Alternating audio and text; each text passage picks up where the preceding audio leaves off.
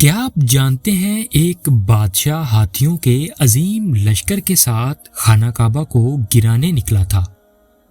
اس کا نام ابرہہ تھا۔ جب اس کا لشکر مکہ پہنچا تو کسی انسان کی طاقت اسے روک نہ سکی، لیکن پھر اللہ کی مدد ایسے آئی جس کا کسی نے تصور بھی نہیں کیا تھا۔ آسمان سے ابابیل پرندوں کے جھنڈ آئے اور وہ لشکر پر پکی ہوئی مٹی کے کنکر برسانے لگے۔